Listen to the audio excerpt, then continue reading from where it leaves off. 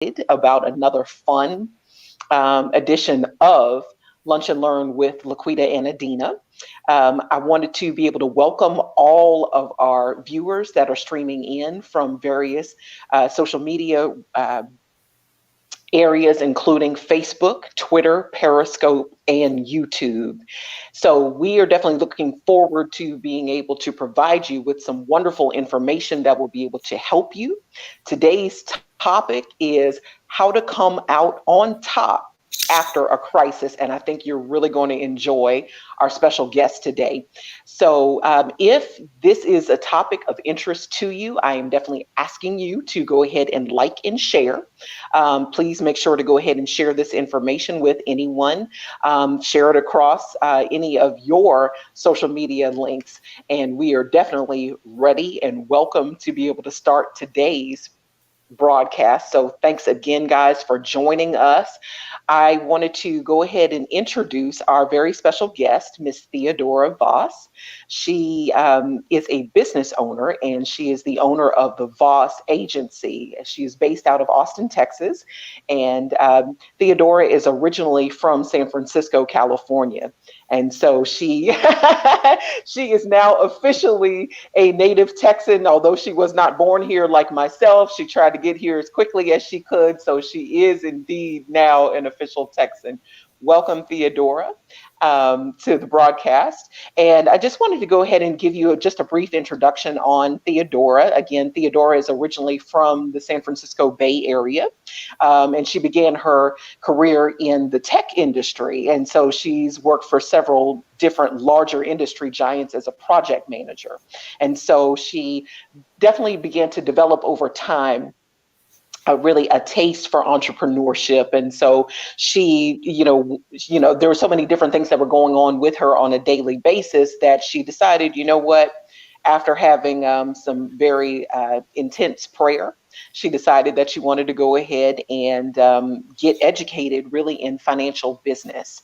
And she is, she began to go ahead and conduct her studies, and she began to get licensed actually in the state of California to be able to sell various types of insurance, and also to be more knowledgeable about financial instruments. And so for the last 3 years, she's really been on a journey to be able to liberate others, to be able to, make yourself more aware and make yourself educated about what's out there. And so, she has, again, officially uprooted herself. The last of her stuff has now been packed, and it is now here in Austin. So thank you, Theadora, for taking time to be able to share with us today. We are definitely looking forward to a really exciting time to be able to speak with you. So welcome. Thank you for having me. Oh, thank you so much.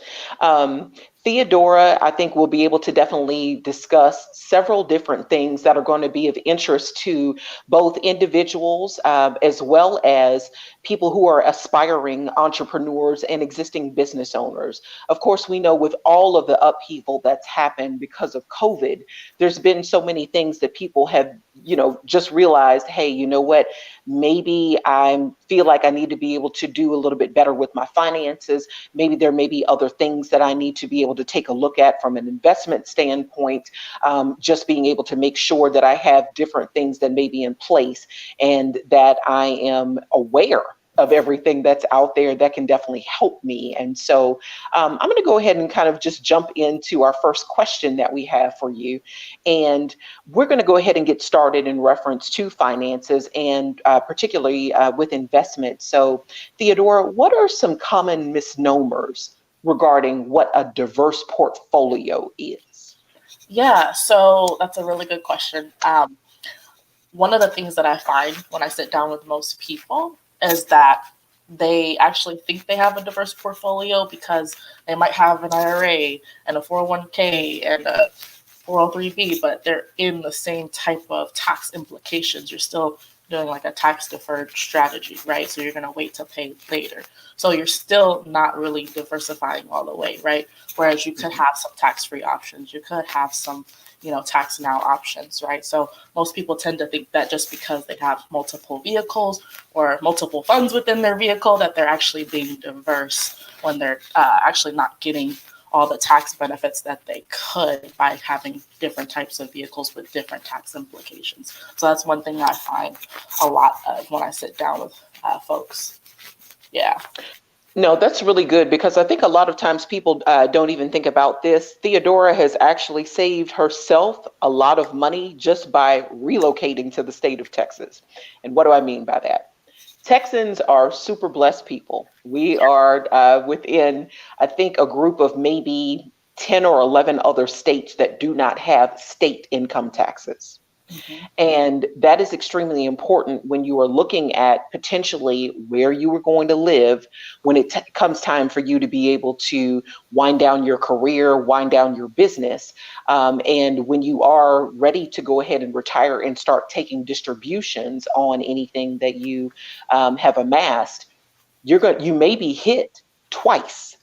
First in the pockets, especially if it's not a tax-free type of strategy, depending upon what type of investments that you've made. If they're not already tax-free, you are going to probably get hit when you withdraw the funds from a federal standpoint and from a state tax standpoint. So that is definitely something that you want to be aware of.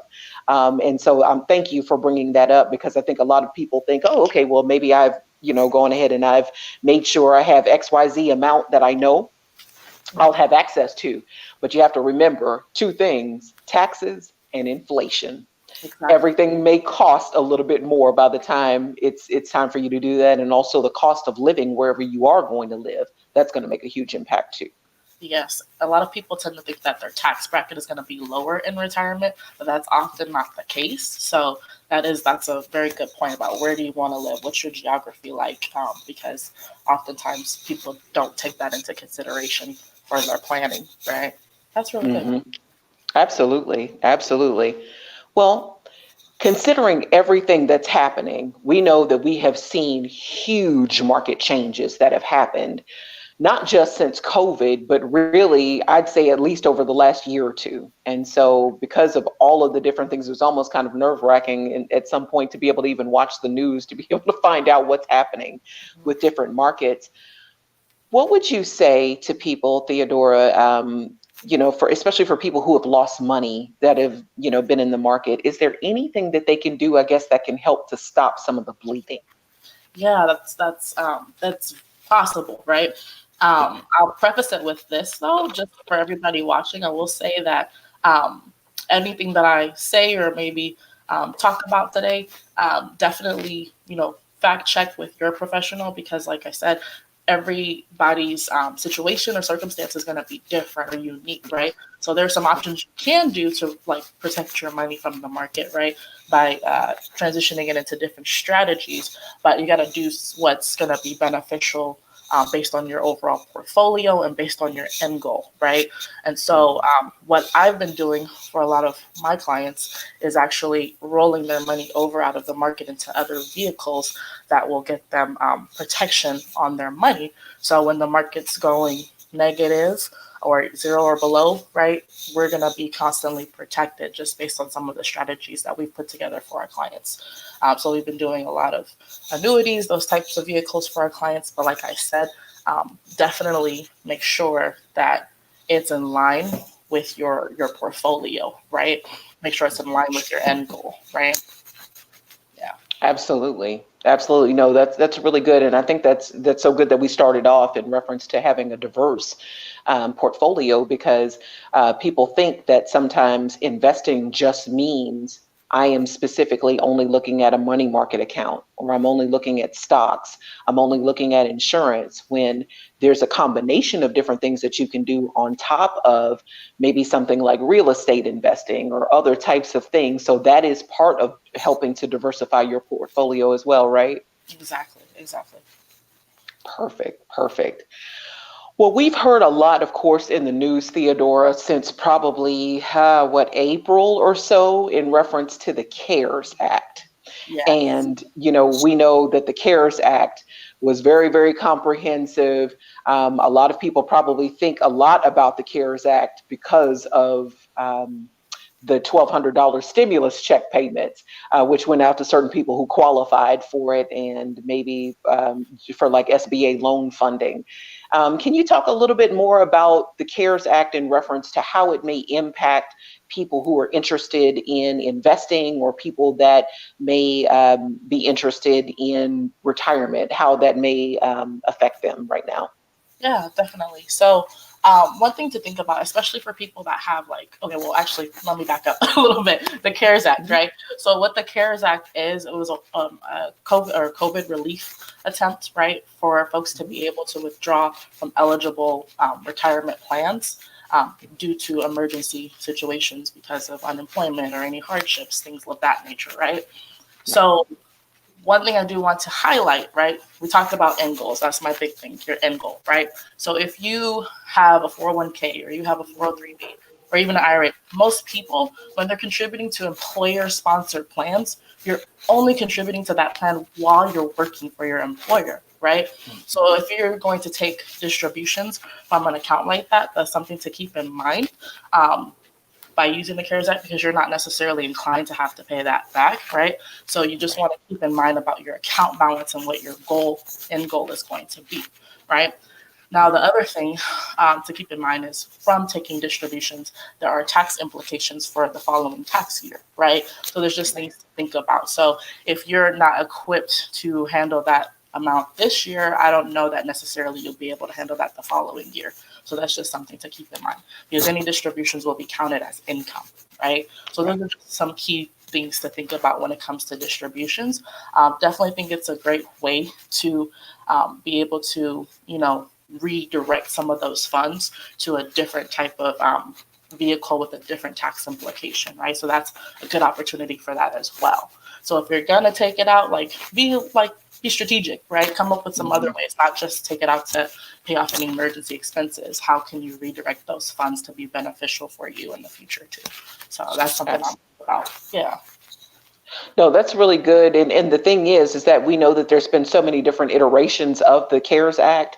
Right now, we know that Congress is actually kind of trying to hammer out, I think this is like the fourth or fifth version, if you will, of the CARES Act. And so I would definitely recommend too that people pay particular attention to what's happening. Don't just look at what is actually being reported on the news, but actually also take a look too for yourself, maybe through other vehicles, whether it's C-SPAN, where you can actually look at, what's happening during some of these meetings, or even just being able to follow up with the legislative process to be able to see what specifics are, what changes or what additions may be happening, because you never know how things may end up changing. So I would definitely encourage people to continue to look. It's not just about the economic stimulus, payments. It's not just about unemployment benefits. And, certainly, we're grateful for some of the changes that were made, to people, that they're not going to be as penalized, if you will, if they had to be able to take distributions or early withdrawals off of some of those investment plans that they have, but definitely continue to keep abreast and keep updated with what's going on. Absolutely. 100%. So Theodora, we usually have quite a few different people that tune in to the broadcast. Some are existing business owners, some are aspiring business owners. We have retirees, we have people that are working W-2 jobs, and then we also have some people that are kind of doing a little bit of gig type of work. So literally they are hiring themselves out. They may be self-employed or even 1099 independent contractors. So would you happen to have a tip that you can share? And again, this is for educational purposes only. Y'all, let me go ahead and make this disclaimer. The information that Theodora is sharing with us is for financial education purposes only. If there are more specific things that you would like to reach out to her about regarding your particulars, then she would be able to go ahead and answer that in her official role. But for today's Lunch and Learn, this is specifically for financial education purposes. So that's my brief. So would you happen to have a tip that from a financial education standpoint that you may be able to share with aspiring entrepreneurs? Yeah, so definitely one of the things, so when I started my business, I was part time actually. So I was still working 40 hours a week, and I discovered a way to come into business on a 1099 and start my business that way, right? And so I was able to take advantage of the tax benefits of being 1099 and the deductions and things of that nature. And so one of the things that I learned um, is that W-2 employees pay the absolute most in taxes. I'm not a tax professional by any means, but that is something that I've learned from reading and studying, is that we're paying the most in taxes. So in order to be able to make my money work hard for me, I had to then go ahead and pick up a 1099, and that really helped as far as saving in taxes at the end of the year, and as far as just bringing in more income overall. And so, uh, what I would say is that if you're thinking about it, right, I would definitely take advantage of that. I would track your expenses. I would track anything that you're using towards your business, and that was something that really helped me when I was in transition, right? No, that's really good. That's really good. And we know also too that people who are self-employed, who may also be 1099 contractors. So literally, you are not hired on as a regular full-time employee. You are pretty much doing project-related work on someone else's behalf. They just are not paying you any benefits, and they're not taking out any taxes out of what they choose to pay you. So for educational purposes only. um, if there may be someone who's out there who is considering continuing on in that 40-hour, W-2 position, they wanted to continue to go ahead and do that, but they are definitely anxious to go ahead and start their own business. Once they start that business, could they potentially be eligible for the SEP IRA? So that would be the simplified employee pension. So, it's really like a self-employed type of IRA. Would they be eligible to be able to contribute to an SEP IRA? It depend. That's a case by case, but most times yes. But it would depend on the individual too. So I would need to Okay. see overall. The whole. Okay. Yeah. Okay.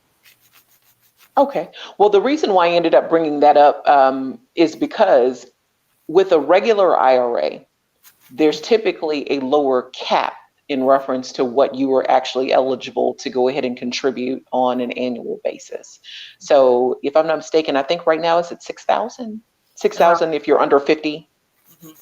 Okay. So you can imagine you can only contribute up to $6,000 in the IRA. That's only one investment vehicle. That's only one type. Okay. So if you decided that you wanted to go ahead and open up your own, or perhaps you ended up going ahead and opening up one, perhaps even through work, it may have been part of something that you ended up doing through your regular job. What if you had more that you wanted to be able to invest? And so if you're self-employed, the good thing is that you can still open up an IRA. And again, this is again, like Theodora said, it's on a case by case basis in reference to this particular example. Typically, if I understood correctly, Theodora, was the cap typically either up to 25% of what you would pay yourself, up to, I think it was like 56,500 per year, I Something believe. very close to that. Yeah. Okay. I like the self-employed option, or excuse me, the SCP IRA option. However, I also, that's why I said case by case basis. Yes.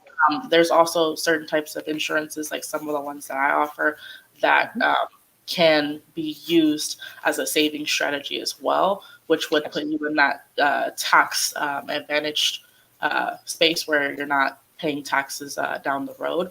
So, Yes. like I said, I think those two of those could be a good option for someone. Yeah. Perfect. Well, Theodore, I think a lot of times, well, since you went ahead and you mentioned insurance, and I apologize for sticking mainly to just the IRA investment, but since you mentioned insurance, I think a lot of times people kind of overlook it. They overlook insurance as in a potential investing strategy. Can you just kind of briefly speak about what annuities are? Can you also speak about what other types of investing programs may be available to people who want to be able to direct some of their funds into investing through insurance? Definitely. So annuities, when they're provided, they're typically backed by they're provided by companies that are backed by insurance companies, right? Or there are insurance companies, right?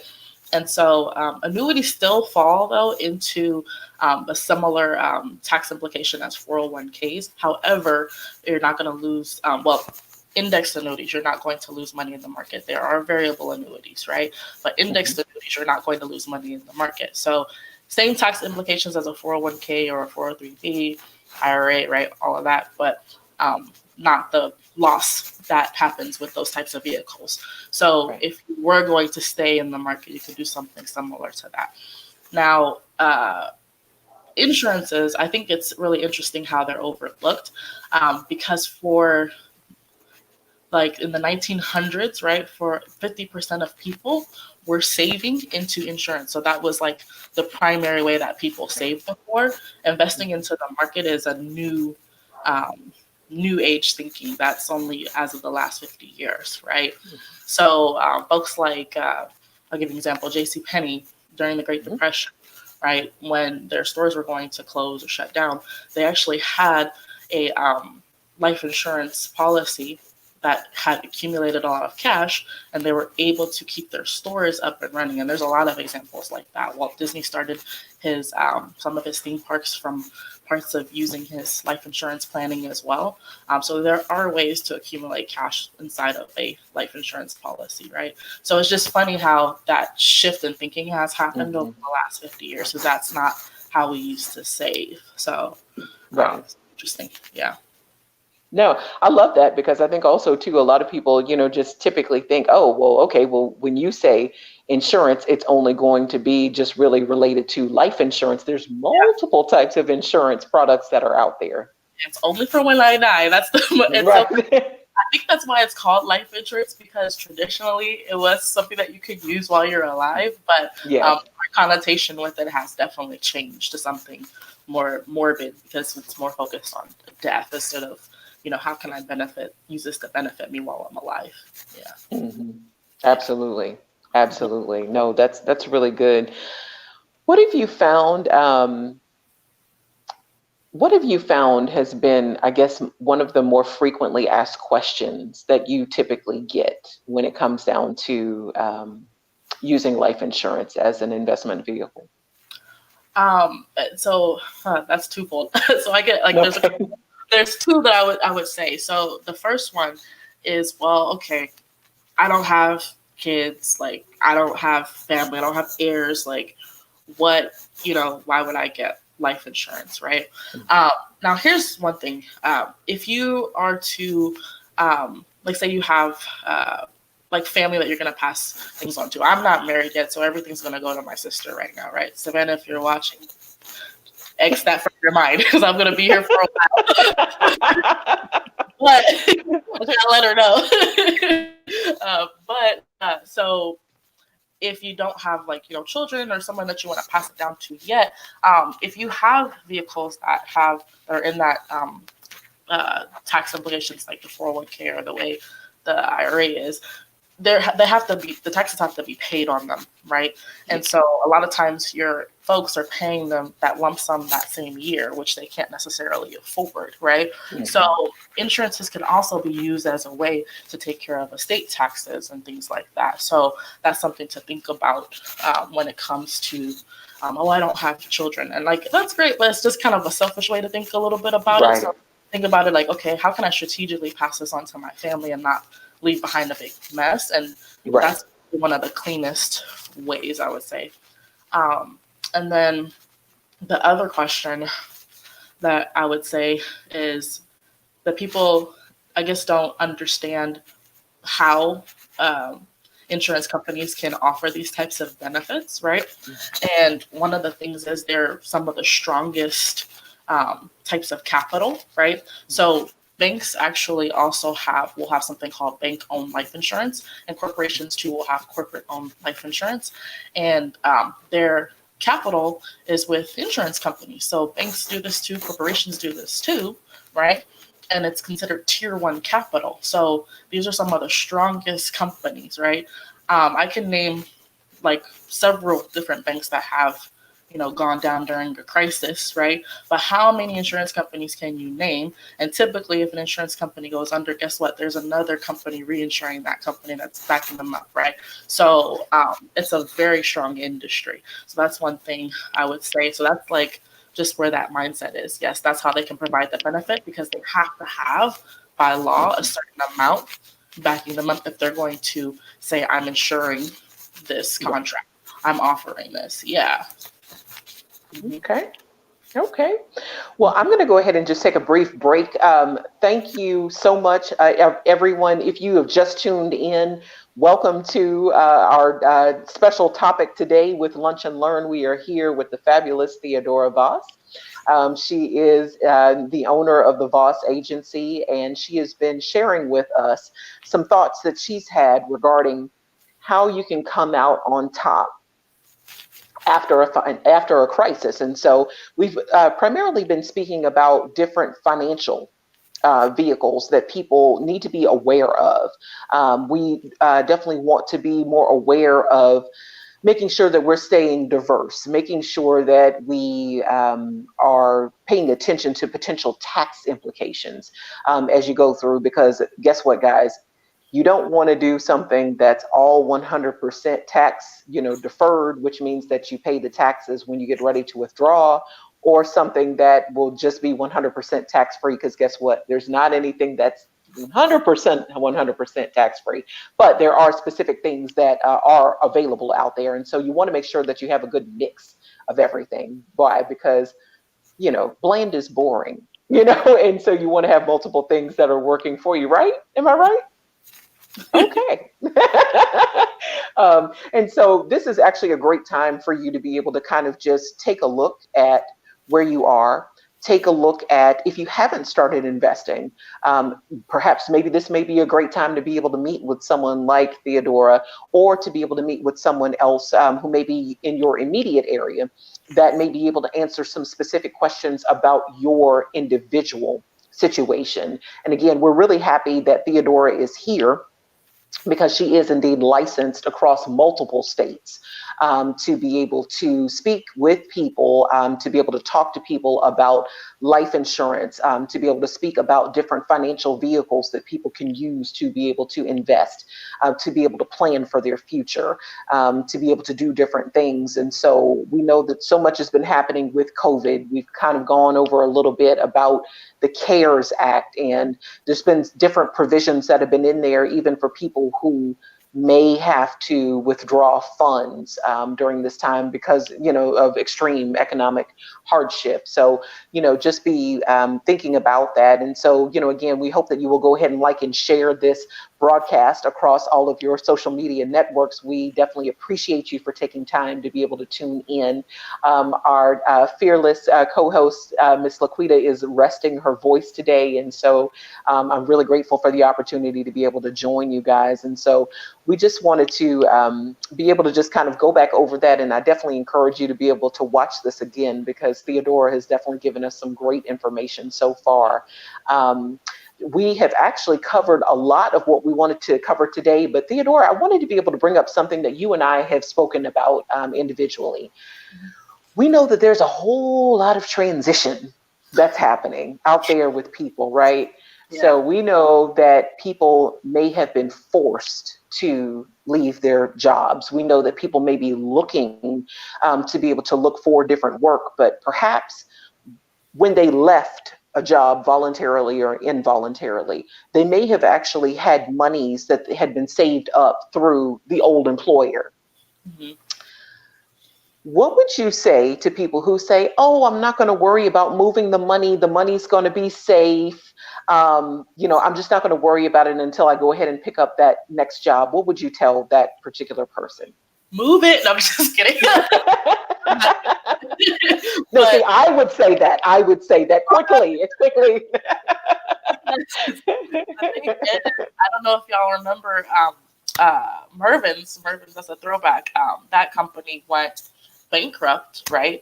And if you have your retirement vehicle with a company that's on the rocks now, a lot of companies are on the rocks right now, right? A lot of times that those could be a part of the company's assets, which is what people don't realize. So I don't know about y'all, but personally, why would you keep your money with a company that didn't keep you? Mm. Can you So say that again, please, ma'am?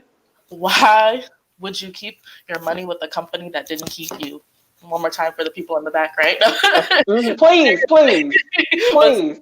like, take your money, move it, make it work for you, do something else with it.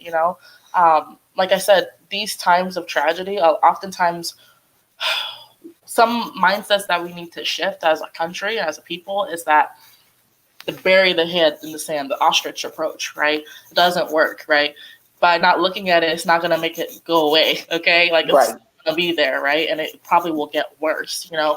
I've heard people that I've sat down with that have said, I don't even want to look at my account. Do you know you've probably lost money and we could have done something to protect that money in the time? So don't bury your head in the sand, move your money, do something with it. Or it's the time to try a new strategy too, right? So this is time of opportunity. Or if you've ever wanted to start a business, you have this nest egg, do something with it. You know what I mean? Because do you want to be in the same circumstance? Let's say something like this happens another 20 years from now, and you had the opportunity to prepare for it, but you didn't, right? If you had a crystal ball, you knew COVID was coming, what would you have done differently? Same applies. Right? So this is the time. No, I really love that. In fact, I'm originally from Louisiana, and I remember, if I can go back to your Mervin's example, I remembered the day that one of the Mervins actually ended up completely shuttering down in New Orleans, and literally the people had gone ahead and cleaned up the store the night before. They'd gone ahead and closed out everything. They were reporting back to the store the very next day at 9 a.m., and they had put up I guess kind of like brown papering on the windows. And they literally just had a sign out there saying, call this particular number, because the people had no idea that the store was going to close. And this is before Mervin's officially went bankrupt, but they probably started setting in motion that they were going to go ahead and start closing down different stores. And so the people had no clue what was coming. They didn't know what was necessarily going on 100% with what was going on way, way, way at the top.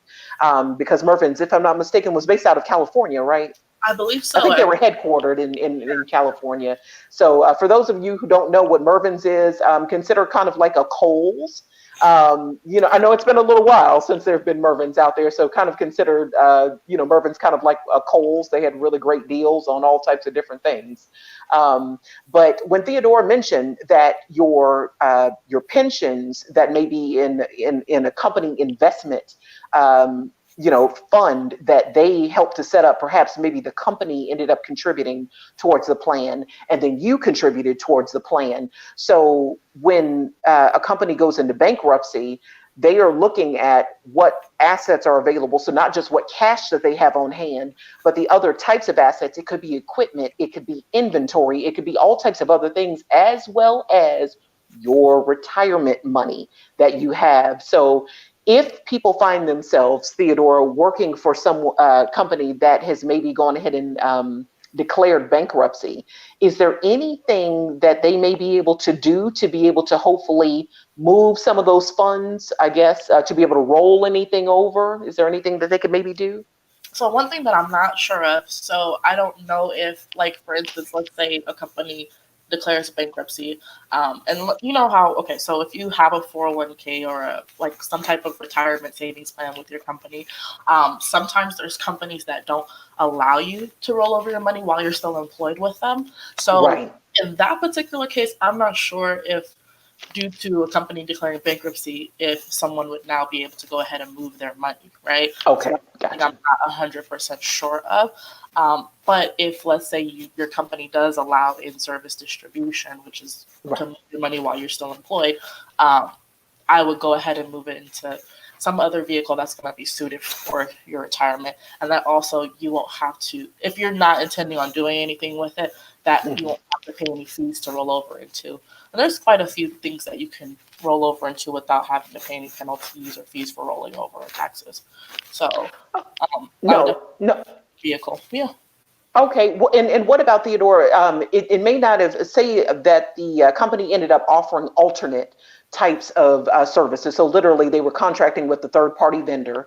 It wasn't necessarily a company sponsored program, but they allowed like a third party person to be able to come in and allow, the employees to have, whether it's like a supplemental insurance, it may have been like a supplemental type of plan that could have also been, maybe like a deferred compensation type of plan or something like that. But again, the company didn't contribute to it. If you know that you are with that particular company, but it's independent, whatever you're investing in may be independent from that employer, would you recommend that people leave their monies in those independent funds, or would you recommend potentially that they may want to consider looking at other alternatives? If you're satisfied with your fund, I would say that you can maintain it. I would just look into that because like I said, I'm not 100% sure about, because like sometimes even with independent funds there might be some loopholes. So I would still investigate it. I'd rather not bury my head in the sand than to just check it out, because sometimes there are some loopholes and you wouldn't believe it that could be, make it be included within the company plans. So I would still check into it. Better sorry, I would check into it. Yeah.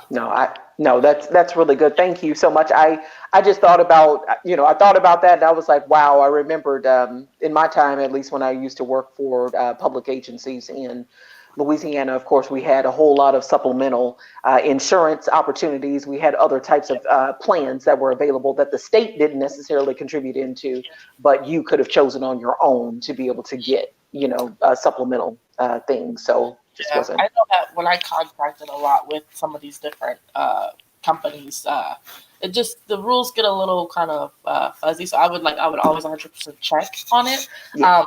But also like supplemental insurances may not always be the end all be all for every circumstance, right? There's a few cases where I would be like, if you're satisfied with what you're doing, I might hold on to it. Like for instance, one example could be someone that might be significantly older, right? That's not possibly going to be a right fit for you. So yeah, that's something I would say. Okay, perfect. Well, the thing is that ask. This is your money. Many times, monies that have been pulled out of your paycheck to be able to help fund this. So here's the other thing that you may want to go ahead and take a look into as well. I'm only speaking as a former employee. There are some times when you are not considered vested into the agency or vested into the company.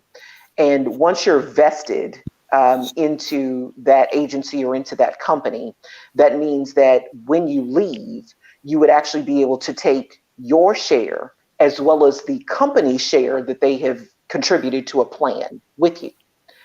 If you're not vested, the monies that you actually invested, you are entitled to. So, for example, when I worked for the state of Louisiana, the state contributed a portion.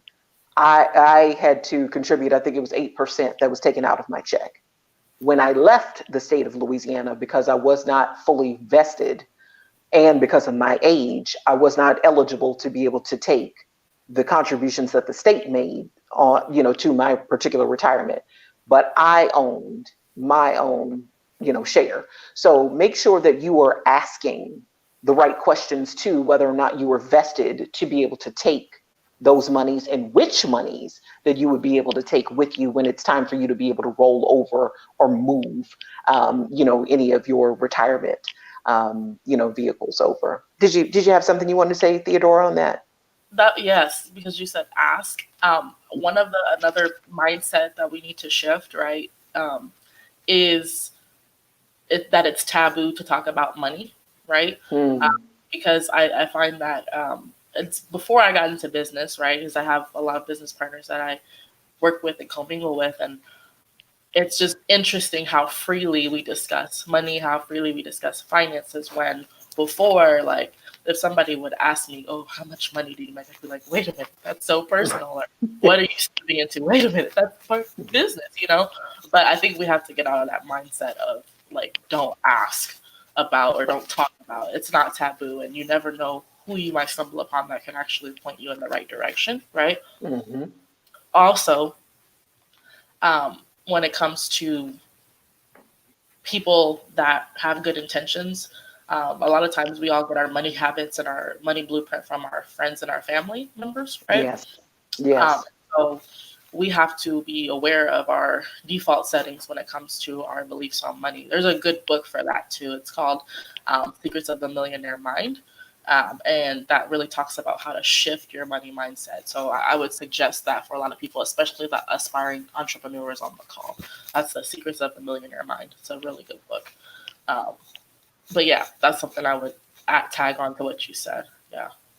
No, I think, I just appreciate that we've had the opportunity to be able to talk about it, because as you were bringing out certain things before, I was like, wait a minute, what about these folks who still may be, in these particular situations? The other thing too is that with all of the different changes, y'all, I'm not trying to scare anyone, but with all of the different changes, quite honestly, the people that you may have been able to contact previously at your company may not be there any longer. So it's on you. This is your stuff. It's on you to be able to reach out, take the time. If you're not sure what type of questions to ask, please feel free to be able to reach out to someone like Theodora, or even someone else who's in the financial space that you know of that may be able to say, well, hey, these are the types of questions that you want to ask, and it's perfectly okay for you to write them down. Leave some space on some paper to be able to get the information that you need to be able to get, and to find out what's their processing time, because time is going to be so key. Would you agree, Theodora? Yes, Okay. that's a resource we can't get back. So yes. Absolutely. And so some companies, they may work right away. I know, having worked for a public agency, they pretty much told us they had up to 60 days to be able to process any of our rollover paperwork. Some companies may choose to do the same. So you have to empower yourself by asking, again, the right questions on how long it's going to take for them to be able to process your money. Because the thing is that the longer and longer you wait, like Theodora mentioned before, as all of these different market shifts are happening, you could have also potentially had the opportunity to be able to guard whatever you were doing, or potentially be able to, I'm saying this, not Theodora, but you could have also had the opportunity potentially to even make more money, because you may have been able to go ahead and either switch the types of investment vehicles that you're investing into, or if you are actively investing in the market, stocks like tech stocks, medical stocks, stocks of transportation. These particular agencies are booming. And so I doubt seriously that they're being impacted the way that other types of stocks may be impacted. Why? Because the demand for services and goods are so high. So again, that's why you have to be thinking time, because you may as well, you have the money, which is a set thing, but time, it's variable.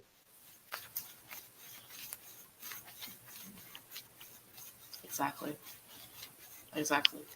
We can't get that So, back. Yeah, once that's spent. and time is your friend. Wouldn't you say that when it comes down to investing? The more time, especially, that you have. Yeah. Yes. After sometimes sitting with folks that are very, like, maybe 2 to 3 years away from retirement, and they're now starting to plan their retirement, or they're now starting to plan their exit strategy, it breaks my heart to actually sit down and see, Mhm. that they're not prepared, they're not going to be able to retire, right? So time is definitely of essence, right? It's your friend if you use it correctly, and it's your foe if you misuse it, right? Mhm. Absolutely. Absolutely. Well, we just have maybe one or two other items that we wanted to make sure that we covered while we have you here. And again, thank you, Theodora, so much for being able to share your wealth of knowledge that you have. What would you say in reference to people who, again, we kind of mentioned at the beginning of the show that we can definitely see that there are going to be more businesses that are going to be started. There's going to be people that are going to potentially work not only full-time, but also become an entrepreneur. But what about those people who are really making the shift permanently from being a W-2 employee to launching their own business or becoming really a gig employee, a 1099 independent contractor? What would you say to, the challenges that they may face as they're transitioning out of being an employee into, this new realm of really being a business owner? Ooh, this one is a loaded one. So I would say, just from personal experience, it is. So I would consider myself a hard worker, right? Mhm. And what I found is that when I worked for someone else, I was up until 3 o'clock in the morning or 2 o'clock in the morning just trying to get stuff done. And then when I, transitioned to being self-employed, like full-time self-employed, I kind of sat on my thumbs for a little bit. I was like, oh, I have freedom. Oh, I have time. Oh, no. When you first start, you have to treat yourself like an employee, like you're on the clock. And being on the clock doesn't mean like you get up out of bed, you get dressed, and you sit at your desk. No, like it means you put your calls in if you make calls for your business. You file the paperwork if you do paperwork for your business. You meet who you need to meet if you generate money making activities for your business, because that's all that matters, right? And so, I would give yourself a week, but get right into it, right? Because you want to taste a little bit of what it feels like to have that freedom. Because the goal is financial freedom and not to be working in your business for the rest of your life. The goal is to, once I'm done, is to now be a business owner and have other people working in conjunction with me. So my goal is to have freedom of time, right? So get a taste of what it is that your goal is, so that way it'll fuel you when you're actually working and forcing yourself to get out of bed. And, and it's really challenging working from home because we're in the comfort of our homes. Like my bed is only, 2 yards away. It's not far, right? So it's like I can just go roll in there anytime. Don't do it, right? Right. Make sure you set an environment that allows you to be able to work from home and be able to function. And then another thing that I would say is the piece about mindset. I'm really big on mindset. And so I would read books. I would listen to audios. I would create friendships and associations that will enhance your mindset, because it's really easy to fall back into our, previous thinking thought processes as employees, right? Because we hate going to work on Mondays, right? Oh, it's Monday. Oh, Wednesday, it's hump day. Oh, thank God it's Friday. And then we do it all over again, right? So you got to change that mindset. So you need people that are going where you're going. You need books. You need mentorship, right? And if you don't have a mentor, you can find so many audios, so many people online, right? If you need a buddy, an association, I'm going to put my contact information up later, but feel free to reach out to me, connect with me, right? Because having that community is what's going to help you as you make the shift as an entrepreneur. And I would just say, rip the fear off, right? Fear is false, it's appearing real. It's anything that you magnify will exist, right? And anything that you minimize will also disappear. So it's your choice what to focus on, fear or faith, right? I'm a believer in God, and I believe that faith is necessary to be in business. So maybe you don't believe in God, maybe you believe in whatever you believe in. You gotta believe in something. If it's yourself, if it's something, you need to believe in something in order to make this transition. So pick something, get a group, make it happen. No excuses, No, that's wonderful. No, thank you so much for adding that, because I think a lot of times people,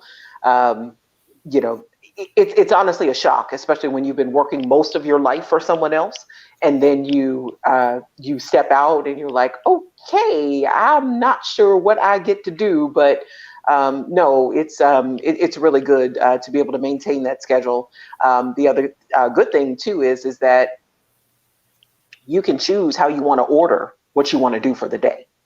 No one's breathing down your throat. You are now your own boss. So you can actually keep it interesting, make sure that you do whatever you need to do. But the good thing is that you don't necessarily have to, sometimes there are things that have to be done by a certain time, yes, but just know too that you also have the freedom to be able to do what you need to do. So if it's something that does not have to be done during regular business hours and you get more of your creativity in the evening, work it.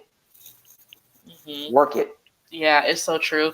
Do the hard things first thing as soon as you get up, and then everything else will like flow for your day. That's that's some of the best advice right there. That is definitely some of the best advice. Yes, yes.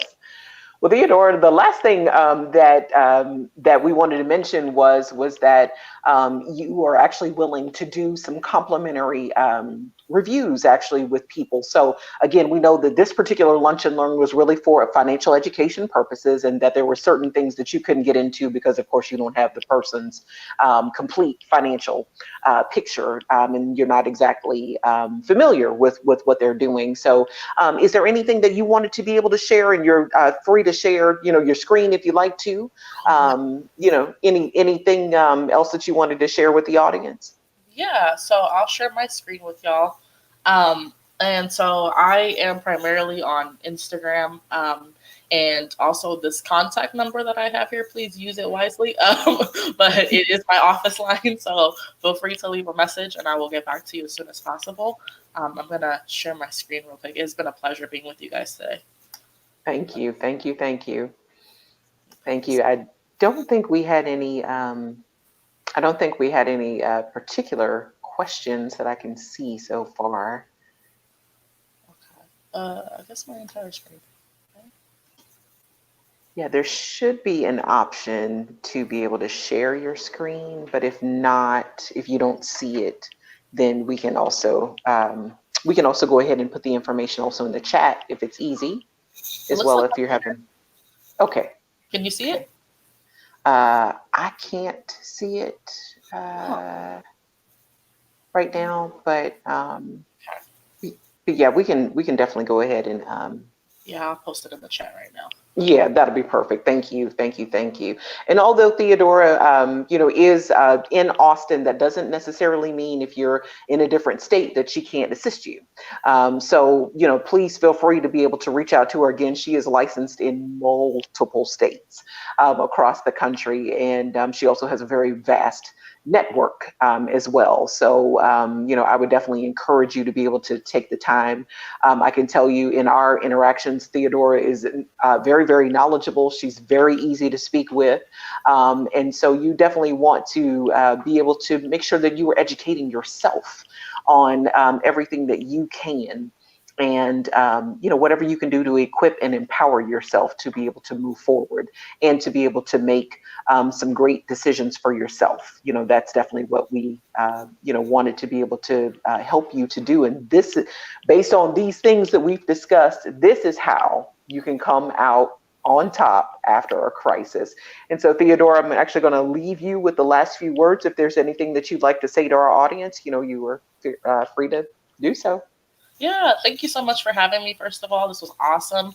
And I just wanted to say, to the audience that, this doesn't have to be a time of fear. This could be a time for us to, strategize, regroup, and, come out far better than we had ever anticipated. It's painful right now, I'm sure, for some of us. But it's not going to be that way forever. So I would just encourage you to keep moving forward, keep doing what you're doing. Reach out, ask for help, get the self-care, get the mental health care, all that stuff, right? And you're going to be fine. If you're worried right now or you're having a struggle, you're going to be fine, okay? Yeah. Thank you, Adina. Oh, you're very welcome. Thank you. Thank you. Well, guys, this wraps it up, for this particular edition of Lunch and Learn with LaQuita and Adina.